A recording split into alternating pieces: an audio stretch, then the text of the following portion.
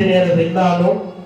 ఈరోజు కల్లారా చూస్తూ చెవరారా మన ప్రొఫెసర్ కాసిం గారు ఎర్రజెండా యొక్క కమ్యూనిస్ట్ పార్టీ యొక్క ఔన్నత్యాన్ని ఈ పామర జనానికి అర్థమయ్యేటువంటి పద్ధతుల్లో చెప్పడం జరిగింది.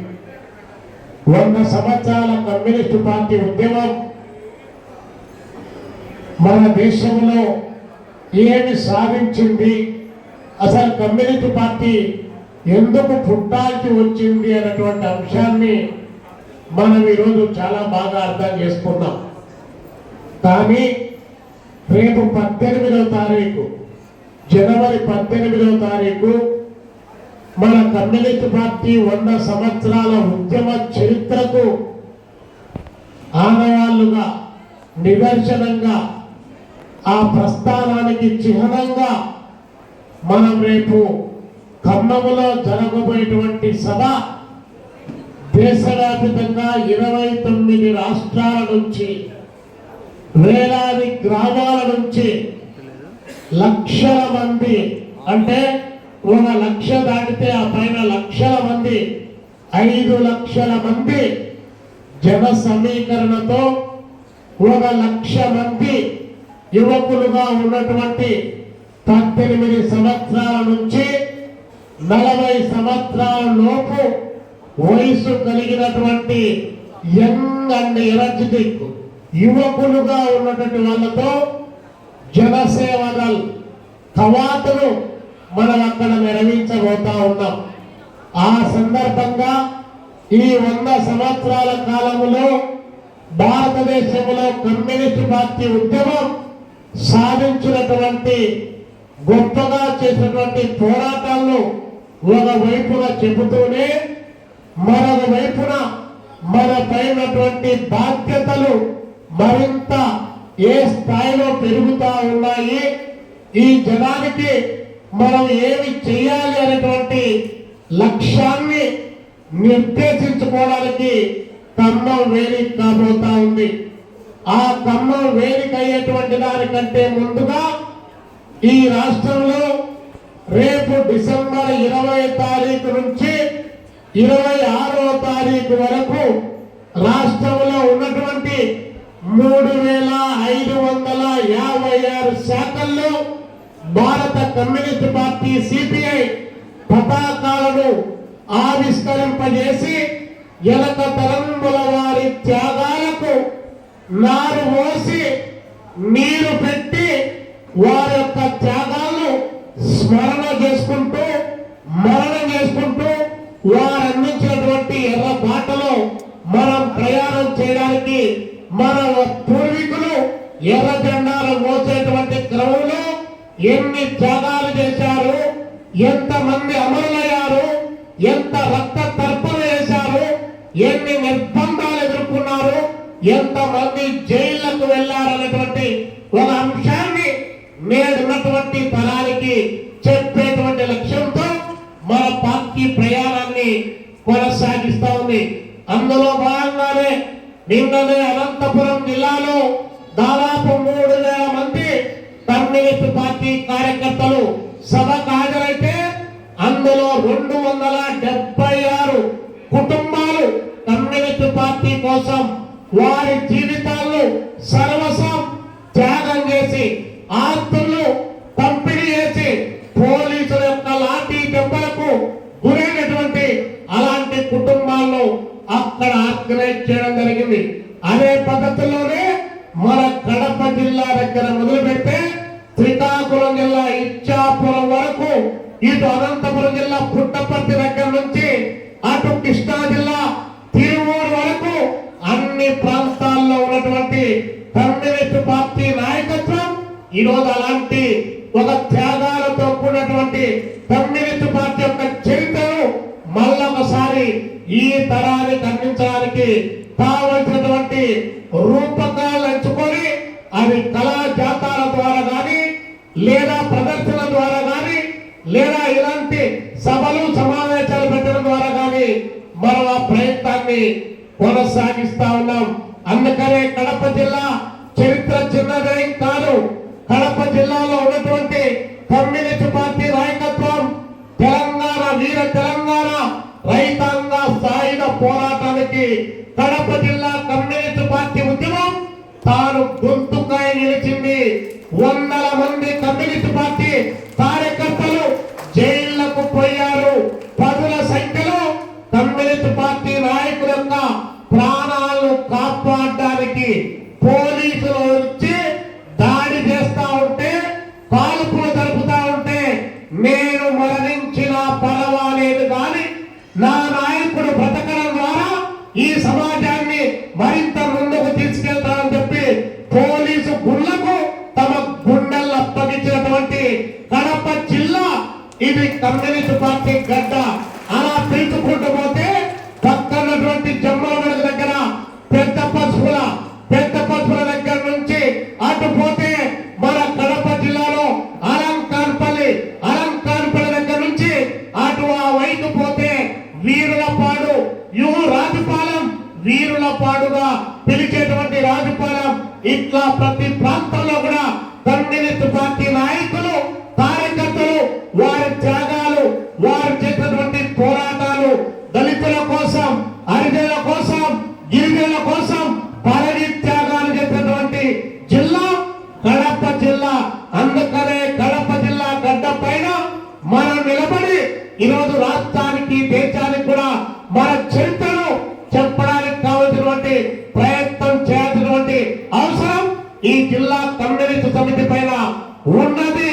కాబట్టి ఎక్కడెక్కడైతే మన వాళ్ళు ఉన్నారో, ఏ ప్రాంతాల్లో అయితే మన త్యాగదలు ఉన్నారో, వారి కుటుంబాలు ఉన్నాయో అవన్నీ కూడా బయటికి వెలికి తీసి, ఈ నాయకత్వం చదువులు రాకపోవచ్చు, ఎన్నెల డిగ్రీ లేకపోవచ్చు, పట్టాలు లేకపోవచ్చు, కానీ వాళ్ళు ఎర్ర జెండా పట్టుకొని ఈ ఎర్ర జెండా ఉండడం ద్వారానే పీడలకు వ్యతిరేకంగా నిలబడగలమన్నారు.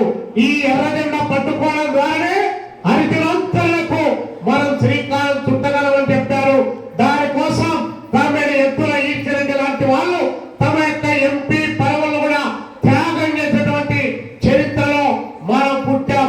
అందుకనే కడప జిల్లా కమ్యూనిస్ట్ పార్టీ ఉద్యమం ఈ జిల్లా యొక్క సామాజిక, ఆర్థిక, రాజకీయ అభివృద్ధిలో ప్రధానమైనటువంటి పాత్ర పోషించిందని చెప్పి ఈ సందర్భంగా మీకు అందరికీ విజ్ఞప్తి చేస్తా ఉన్నాం.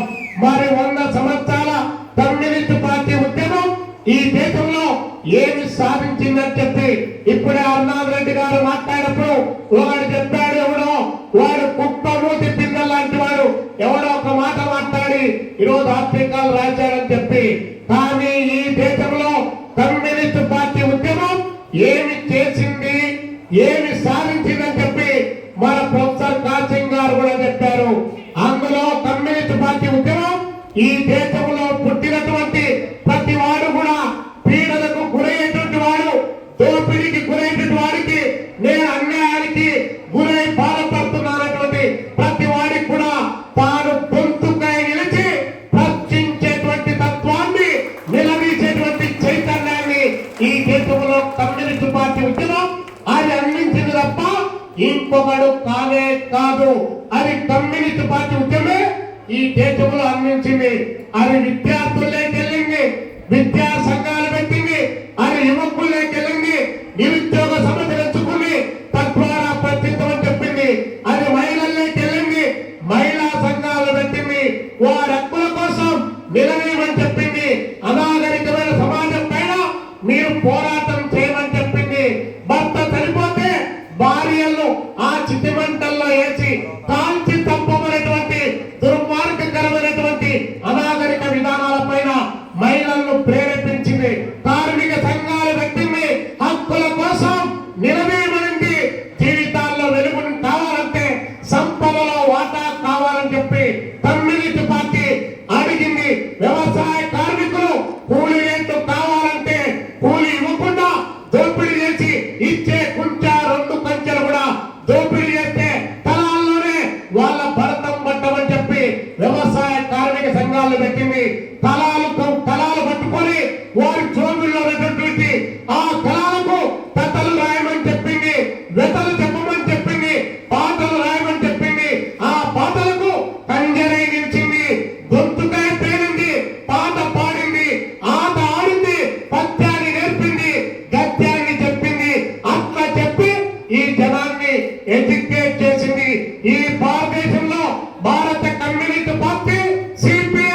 ఇంతకంటే గొప్పగా వేరొక పార్టీ ఏమైనా చేసిందా?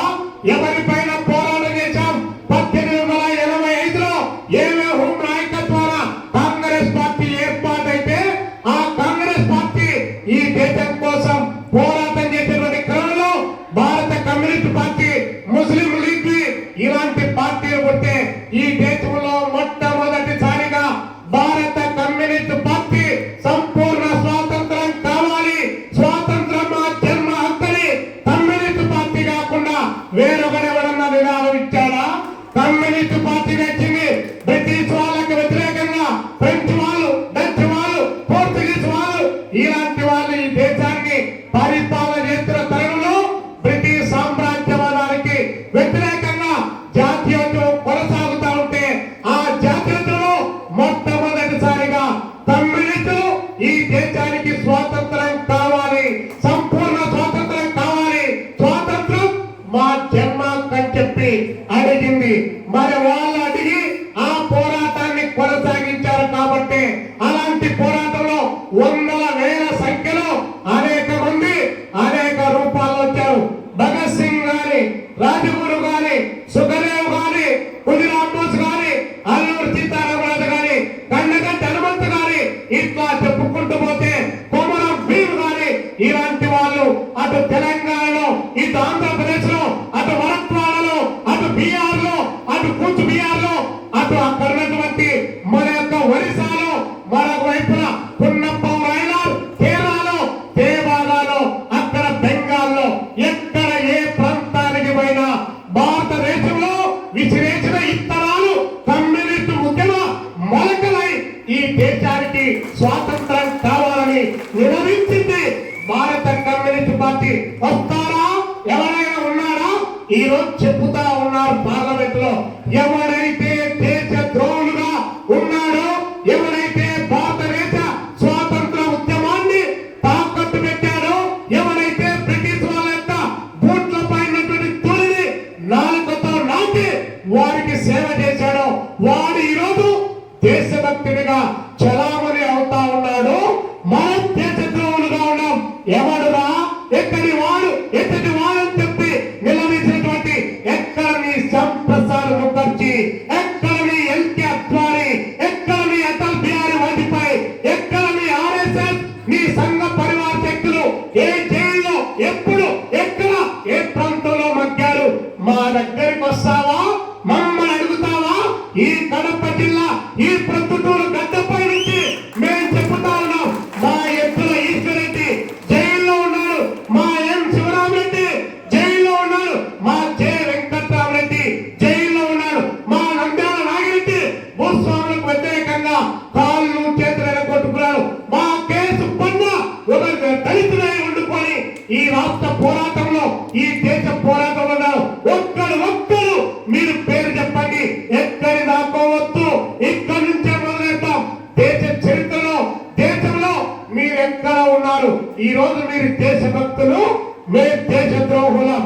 దేశం కోసం పోరాటం చేసినటువంటి కమ్యూనిస్టులు దేశ ద్రోహులని చెప్పి ఈ రోజు చెప్తా ఉన్నారు. నరేంద్ర మోడీ గారికి ఏం పని లేకపోతే ఏదో ఒక పని అని చెప్పేసి ఈరోజు బెంగాల్లో అక్కడ ఎన్నికలు జరగబోతున్నాయి కాబట్టి ఆ బెంగాల్ సందర్భంగా వందే మాతరం అనేటువంటి గీతం పైన ఒక వివాదాన్ని సృష్టిస్తాడు. కేరళలో ఎన్నికలు జరగబోతే అక్కడ అయ్యప్ప స్వామిని తీసుకొని వస్తాడు. కర్ణాటకలో ఎన్నికలు జరిగితే అక్కడ హిజాబ్ తీసుకొని వస్తారు. మరొక రాష్ట్రంలో ఏదో జరిగితే ఆ ప్రాంతీయంగా ఉన్నటువంటి ఉన్మాదాన్ని రెచ్చగొట్టి, ఆ ఉన్మాదంలో మతోన్మాదాన్ని రెచ్చగొట్టి, ఆ మతోన్మాదం ద్వారా మళ్ళీ ఎన్నికల్లో లబ్ధి పొందడానికి కావలసినటువంటి ప్రయత్నం ఈరోజు భారతదేశంలో కొనసాగిస్తా ఉన్నారు. కాబట్టి నరేంద్ర మోడీ గారు దేశాన్ని చాలా బ్రహ్మాండంగా అభివృద్ధి చేస్తా ఉన్నా అని చెప్పాడు. నిజంగానే అభివృద్ధి చేశాడా? అభివృద్ధి జరుగుతా ఉందా? 2011లో భారతదేశం యొక్క జాతీయ ఆదాయం ఎంత ఉంది? 2025లో భారతదేశ జాతీయ ఆదాయం ఎంత ఉందో ఒక్కసారి లెక్క కడితే ఈ భారతదేశం వికసిత భారతదేశమా, విలవిల భారతదేశమా మనకు అర్థమవుతుంది.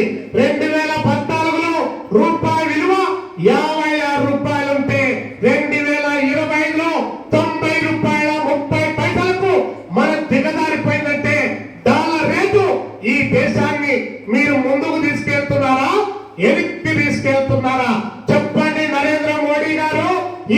దేశంలో అభివృద్ధి ఎక్కడ పోతా ఉంది, ముందుగా ఎనిక్కా అని చెప్పి అడుగుతా ఉన్నావు. నీకంటే ముందు 14 మంది ప్రధానమంత్రులు పనిచేశారు. వాళ్ళు చేసినప్పుడు 55 లక్షల కోట్లు. నువ్వు అధికారంలోకి వచ్చిన తర్వాత 200 లక్షల కోట్లకు అప్పు జరిగి కడుపులో ఉన్నటువంటి బిడ్డ పైన కూడా నీకు అప్పు లేకపోవచ్చు. నువ్వు కూలికి పోతా ఉన్నావు, నువ్వు ఆటో వేస్తా ఉన్నావు, నువ్వు ఇంకొక రిక్షా లాగుతా ఉన్నావు. బట్ కానీ నీకు అప్పు లేకపోవచ్చు.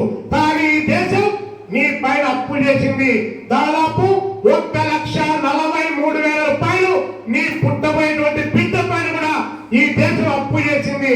మరి ఎక్కడికి పోయాయి మీ ఉద్దీపన పథకాలు? ఎక్కడికి పోయాయి మీ లక్షల కోట్ల రూపాయల యొక్క బడ్జెట్? ఎక్కడికి పోయాయి?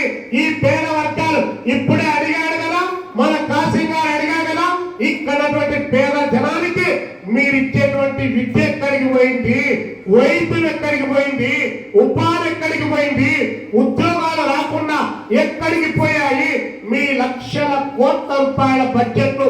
ఏ బుక్కాంశంలోకి, ఏ ఆదానికి, ఏ బలానికి, ఏ చిందాలకు, ఏ మఫత్రాలకు, ఏ గోయంకా లాంటి వాళ్ళకు, ఏ కంపెనీలకు మీరు దానాలంతం చేస్తా ఉన్నారని చెప్పి మనం ఈరోజు నిలదీయాల్సినటువంటి బాధ్యత మరింత కమ్యూనిటీలుగా ఉంది. అబ్బాయిని మనకే సంబంధం లేదులే, మనం ఎక్కడో ఉన్నాం, వాడెవడో దోపిడీ చేసుకుంటా పోతా ఉన్నాడంటే వాడు దోపిడీ చేస్తున్నాడు కాబట్టి మనకు తిండి దొరకడంలా. వాడు దోపిడీ చేస్తున్నాడు కాబట్టి రైతాంగానికి అందాల్సినటువంటి ఇన్సెంటివ్స్, వారికి కావాల్సినటువంటి సౌకర్యాలు అందడం లేదు. వాడు దోపిడీ చేస్తున్నాడు కాబట్టి కార్మిక వర్గం కష్టపడి పని చేసినా కూడా వారి జీవన విధానంలో మార్పులు రావడంలే. సమాన పనికి సమాన వేతనం దొరకడంలే. దొంగలు, దోపిడీదారులు మొత్తం ఈ దేశాన్ని కొల్లగొట్టుకొని పోయేటువంటి క్రమానికి ఈరోజు భారతీయ జనతా పార్టీ మద్దతు ఇస్తా ఉంది. మద్దతు కాదు, లైసెన్సులు మంజూరు చేసింది ఆ దొంగల కాపలా కాస్తా ఉంది. అలాంటి వారిని పార్లమెంటు సభ్యులుగా ఈ భారతీయ జనతా పార్టీ ఎన్నుకుంటా ఉంది. ఎన్నుకోకపోతే పక్కన విజయ్ మాల్యా పార్లమెంటు సభ్యుడిగా, రాజ్యసభ సభ్యుడిగా ఎలా ఎన్నికయ్యాడు? రిలయన్స్ వారు సపోర్ట్ చేస్తే ఈ రాష్ట్రంలో నిన్న జగన్మోహన్ రెడ్డి ఎలా ఇచ్చాడు? అదే రిలయన్స్ వారు సపోర్ట్ చేస్తే ఈ రాష్ట్రంలో చంద్రబాబు నాయుడు అలాంటి పెట్టుబడిదారులు రాజ్యసభకు ఎలా పంపగలిగారు? అంటే దొంగలు చేరి ఊళ్ళు పంచుకున్నటువంటి చందాల ఈ రోజు వారి దేశాన్ని దోపిడీ చేస్తా ఉన్నారు, కబలిస్తా ఉన్నారు. రైతుల ఆత్మహత్యలు రోజుకు 31 జరుగుతా ఉన్నాయి. 1 కాదు, 2 కాదు, రైతుల ఆత్మహత్యలు రోజుకు 31 జరుగుతా ఉన్నాయి. రైతాంగానికి ఒక్క మారు డబ్బులు రద్దు చేయండి. బ్యాంకుల్లో రుణాలు ఉన్నాయి, కట్టలేకపోతున్నారు. కౌలు రైతులు ఇబ్బంది పడుతున్నారు, రైతాంగం ఇబ్బంది పడతా ఉంది.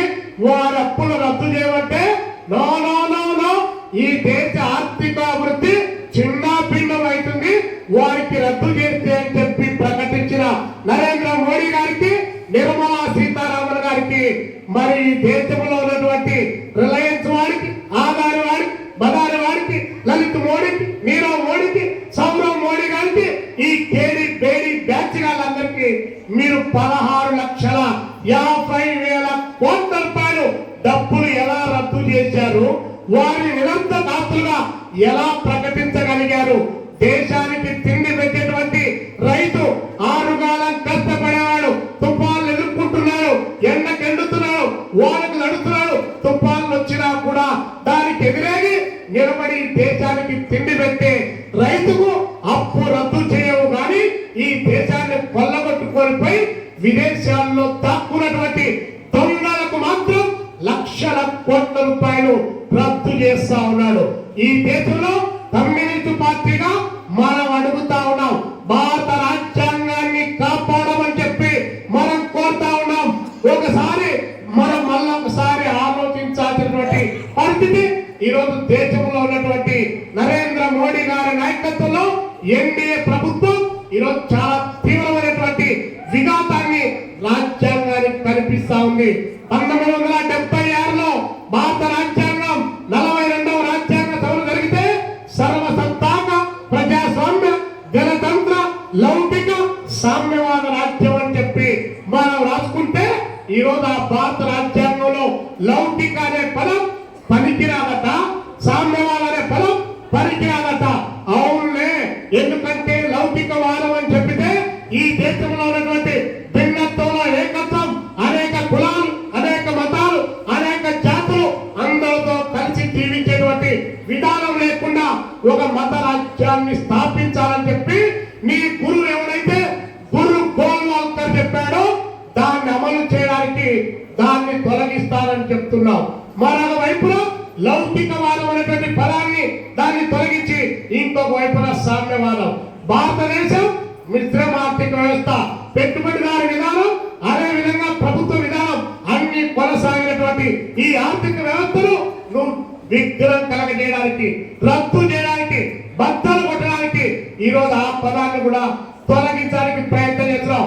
ఆ రెండు పదాలే కదా ఏముంది అని చెప్పి మనం అనుకుంటే ఇలా మాట్లాడే స్వేచ్ఛ లేదు, ఇలా మాట్లాడే స్వేచ్ఛ లేదు.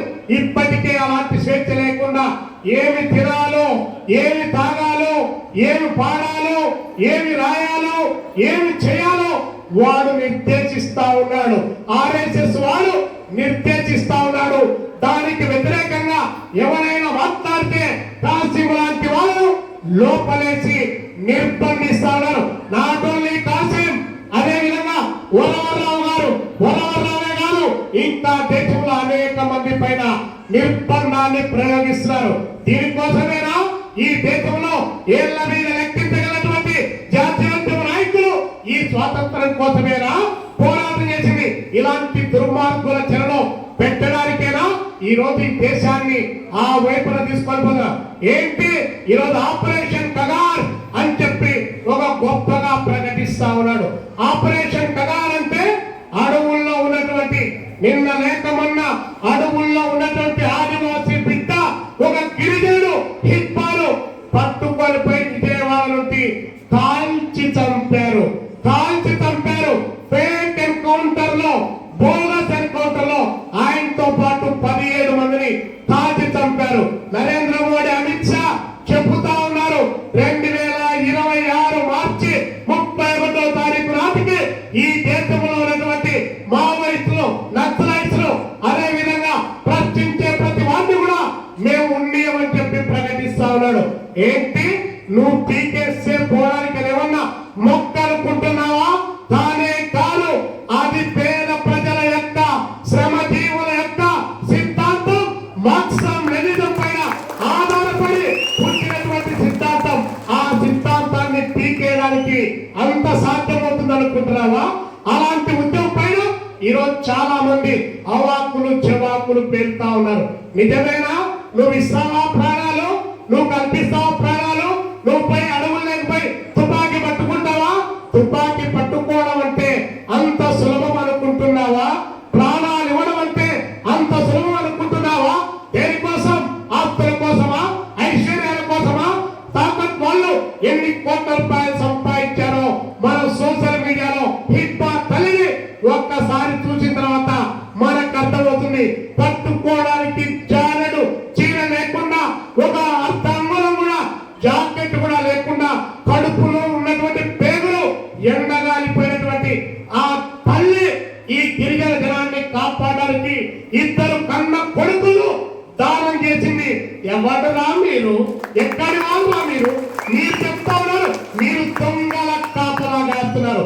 అడవుల్లో ఉన్నటువంటి మైన్లు కొల్లగొట్టుకొని పోవడానికి, అడవుల్లో ఉన్నటువంటి ఖనిజ సంపదలు కొల్లగొట్టుకొని పోవడానికి, అడవులను సైతం మొత్తం అన్ని కూడా తాకట్టు పెట్టి పెద్ద మనుషుల్లాగా దొంగలు, దోపిడీదారులు పార్లమెంటులోకి వెళ్ళి మీరు పెద్ద మనుషుల్లాగా చలామణి అవుతా ఉంటే, తినడానికి తిండి లేకుండా గిరిజన సంస్కృతిని కాపాడడానికి అడవుల్లో ఉన్నటువంటి అటవీ సంపద మాకే దక్కాలి, వనాసరంతి యాక్ట్ అమలు కావాలి, గిరిజన హక్కుల చట్టం కొనసాగాలని చెప్పి వాళ్ళు పోరాటం చేస్తా ఉంటే, ఆదివాసీలు, గిరిజనులు అడవులంటి తరివేసి దోపిడీకి లైసెన్సులు మీరు మంజూరు చేస్తూ మీరు పెద్దవాళ్ళగా చలామణవుతా ఉన్నారు. కాబట్టి ఇలాంటి పరిస్థితులు ఇంకా పెరిగిపోతాయి, ఇంకా అమలవుతాయి. కానీ వాటిని నిరోధించాల్సినటువంటి, లేకపోతే జాతి మధ్య, మతం మధ్య, రాష్ట్రాల మధ్య అనైక్యతను తగ్గించాల్సినటువంటి పాలక వర్గాలు వాటి పెంచి పోషిస్తా ఉన్నారు. కార్మిక వ్యతిరేక చట్టాలు వస్తే ఈ దేశంలో కార్మిక వర్గం ఆందోళన చేస్తే ఈ రాష్ట్ర ముఖ్యమంత్రి చంద్రబాబు నాయుడు గారు ట్వీట్ చేస్తా ఉన్నాడు. చాలా పెద్ద ఎత్తున నరేంద్ర మోడీ చాలా గొప్ప పని చేశాడు. కార్మికులు 8 గంటలు కాదు పని చేయాల్సింది 13 గంటలు 14 గంటలు పని చేయాలని చెప్పితే ఇన్ఫోసిస్ నారాయణమూర్తి గారి భార్య సుధా నారాయణమూర్తి గారు ఎప్పుడు పెళ్ళాన్ని చూస్తా మీరు అక్కడే ఎదురుగా ఉంటే మీ ముఖాలు మొద్దుతాయి, కాబట్టి మీరు 12 గంటలు 14 గంటలు పని చేయని చెప్పేసి దోపిడీ దారులకు ఊడిగం చేయమని చెప్పి వాళ్ళు చెప్పితే చంద్రబాబు నాయుడు గారు దాన్ని సపోర్ట్ చేస్తా ఉన్నాడు. మరి ఇది కరెక్టా? ఈ రోజు చంద్రబాబు నాయుడు గారు అలాంటి పద్ధతిలో ఎవరి కోసం సపోర్ట్ చేస్తున్నారు? అదే చంద్రబాబు నాయుడు గారు రాష్ట్రాన్ని ఎక్కడికో తీసుకెళ్తా అని చెప్పి ప్రకటించాడు. ఈ రాష్ట్రాన్ని అభివృద్ధి పదంలో ముందుకు తీసుకొని పోతా అన్నాడు. నాకు అధికారం ఇవ్వండి, నేను 2047 నాటికి ఈ రాష్ట్రంలో ఆర్థిక అభివృద్ధిని పెంచుతా, సొంత కాళ్ళ పైన నిలబడి బ్రతికేటట్టు వాళ్ళని తయారు చేస్తా, మీ యొక్క ఆదాయం $42,000 నేను పెంచుతానని చెప్పాడు. మీరే గమనించండి, $42,000 అంటే ఈరోజు $100 అయితే డాలర్, $42,000 ఒక్కొక్కటి లెక్క కట్టండి. చంద్రబాబు నాయుడు గారు 2047 నాటికి మన ఆదాయం లక్షలు పెంచుతారని చెప్పి ఆయన ప్రకటిస్తా ఉన్నాడు. నిజమేనా ఇది సాధ్యమవుతుందా? పేదరిక నిర్మూలన అని చెప్పి మన బంగారు లక్ష్యం అని చెప్పి ఒక పథకాన్ని పెట్టాడు. నువ్వు పెట్టుకో, బంగారు లక్ష్యం పెట్టుకో, ఎండి లక్ష్యం పెట్టుకో, రాగి లక్ష్యం పెట్టుకో, బట్ కానీ నువ్వు పేదరిక నిర్మూలన కోసం ఏ పద్ధతిని అవలంబిస్తున్నావు? ఈ రాష్ట్రంలో ఉన్నటువంటి పేద వర్గాలు నెలకు 35 కేజీలు బియ్యం తీసుకునేటువంటి అంత్యోదయ స్కీమ్ కింద నడుస్తున్నటువంటి కోట్ల మంది ఉన్నారు. మరి వాళ్ళ కళాన్ని ఇవ్వాల్సింది, విద్యను ఇవ్వాల్సింది, వైద్యాన్ని ఇవ్వాల్సింది, వాళ్ళ సొంత కాళ్ళపై నిలబడి బ్రతకడానికి వాళ్ళకు ఆర్థిక ఆదాయాన్ని, బ్యాంకుల నుంచి లోన్లు వాళ్ళ కళ ఇవ్వాల్సింది. అవన్నీ ఇవ్వగలిగిన పరిస్థితి చంద్రబాబు నాయుడు గారు చేయకుండా ఈరోజు కేవలం మీడియా అడ్డం పెట్టుకొని మీడియా ద్వారా బాబు గారు తుమ్మిన దగ్గర తాళం చేసిన రకరకాల పద్ధతుల్లో ఏమీ లేకపోయినా ఏదో జరిగిపోతుందని చెప్పి భ్రమింపజేస్తా ఉన్నాడు. నిజమా కాదా? మీరు ఆలోచించండి. 2 సెంట్లు ఇస్తానన్నాడు, 3 సెంట్లు ఇస్తానన్నాడు, ఇచ్చాడా లేదా మనకు తెలుస్తుంది. కాబట్టి ఇలాంటి సమస్యలు భారతదేశంలో, ఆంధ్రప్రదేశ్ లో పట్టి పీడిస్తున్నటువంటి తరుణంలో భారత కమ్యూనిస్ట్ పార్టీ ఈ 100 ఏళ్ల కమ్యూనిస్ట్ పార్టీ ఉద్యమాన్ని మరొకసారి పునశ్చరణ అంటే మళ్ళీ మనం దాన్ని సమీక్షించుకొని మనం చేసినటువంటి పోరాటాలు, జరిగినటువంటి వైఫల్యాలను నిజాయితీగా, నిక్కచ్చిగా చర్చించుకొని భవిష్యత్తులో మనం సమరశీల పోరాటానికి పోవాలి. ఆ పోరాటం ఈ రాష్ట్రంలో ఉన్నటువంటి జగన్మోహన్ రెడ్డి గారికి ప్రత్యామ్నాయంగా, చంద్రబాబు నాయుడు గారికి ప్రత్యామ్నాయంగా, అదే విధంగా ఉన్నటువంటి పవన్ కళ్యాణ్ గారికి ప్రత్యామ్నాయంగా ఒక నూతన రాజకీయ ఆవిష్కరణ ఈ రాష్ట్రంలో జరగకపోతే కోట్ల మంది పేద ప్రజల యొక్క ఆకాంక్షలు నెరవేరేటువంటి పరిస్థితి లేదు. అందుకే ఎర్ర జెండా ప్రత్యామ్నాయం కావాలి. ఆ ప్రత్యామ్నాయంలో భాగంగా అడుగు బడుగు బలహీన వర్గాలను ఐక్యం చేయాలి, కూడగట్టాలి, పేద వర్గాలను ఏకతాటిపైకి తీసుకొని రావాలి. లాలు నీలు 2 కూడా కలవాలి. ఆ ఐక్యతను మనం సాధించాలి. ఊరికి అవతల దూరంగా విసిరివేయబడ్డటువంటి మన బహుజన బిడ్డలను మళ్ళీ మనం ఐక్యం చేసుకోవాలి. అలాంటి పరిస్థితుల్లో నీలు లాలు కలవాలి. మావోయిస్టులు, అంబేద్కరిస్టులు, మానవతావాదులు, కమ్యూనిస్టులు ఐక్యం కావాల్సినటువంటి అవసరం ఈ రోజు దేశం గుర్తిస్తా ఉంది. ఆ గుర్తించిన దాన్ని కమ్యూనిస్ట్ పార్టీ సిపిఐగా కూడా మనం గుర్తించాం. ఆ గుర్తించేటువంటి క్రమంలోనే భవిష్యత్తులో ఈ శక్తులన్నీ ఐక్యం చేయడానికి కావాల్సినటువంటి ఒక రాజకీయ ప్రత్యామ్నాయ వేదిక ఏర్పాటు చేసుకోవడానికి ఖమ్మం వేదిక అవుతాదని చెప్పి ఈ సందర్భంగా మీకు అందరికీ తెలియజేస్తూ ఖమ్మంలో మనందరం కలవాలి, నడవాలి. మనం కలవకపోతే, మనం నడవకపోతే, ఎర్ర జెండా పట్టుకోకపోతే, మన బలం తగ్గితే ఎవడు దోపిడీదారుడు వస్తాడో మనందరికీ తెలుసు. ఆ దోపిడీదారుల కళ్ళెం వేయాలన్నా, కార్పొరేట్ల సంపద పునః పంపిణీ జరగాలన్నా, సంపదల వాటా కావాలన్నా, రాజ్యాంగ పదవులు మనకు వాటా కావాలన్నా మనం ఆ పోరాటంలో అగ్రభాగాన నిలబడాలని చెప్పి మీకందరికీ విజ్ఞప్తి చేస్తూ జనవరి 18వ తారీఖు మనము ఖమ్మం మెట్టు మీద నడిచి ఆ ఎర్ర గడ్డపై నుంచి ఎర్రకోట వైపుకు పోవడానికి, అడుగులు వేయడానికి చట్టసభల్లో మనం కూడా నిలబడాలి. చెప్పాడు కదా మన కామ్రేడు, చట్టసభల్లో మనం లేకపోతే మనం పార్లమెంటరీ ప్రజాస్వామ్యాన్ని నమ్మినటువంటి వాళ్ళం. మనం చట్టసభల్లో మనం లేకపోతే ఇబ్బంది జరుగుతుంది. చట్టసభల్లో మనం ఉండాలి, మనం చేయగలం, మన ఎమ్మెల్యేలు కాగలం, ఎంపీలు కాగలం. అదేవిధంగా మనం అనేక రకాలుగా లోకల్ బాడీ ఎన్నికల్లో కూడా, రానున్నటువంటి లోకల్ బాడీ ఎన్నికల్లో మన యొక్క వాయిస్ ను మనం రైట్ చేయాల్సినటువంటి అవసరం ఉంది. మనం ఈ ఎన్నికల్లో నిలబడకుండా దేశాన్ని మారుస్తామని చెప్పి అనుకుంటే అది పొరపాటు అవుతుంది. కాబట్టి స్టార్టింగ్ ఫ్రమ్ ఈ లోకల్ బాడీ ఎన్నికల నుంచి మన ఉద్యమ ప్రస్థానం మొదలు కావాలని చెప్పి మీకందరికీ విజ్ఞప్తి చేస్తూ, ఖమ్మానికి ఈ కడప జిల్లా నుంచి వేలాదిగా తరలి రమ్మని చెప్పి పిలుపునిస్తూ ముగిస్తా ఉన్నారు.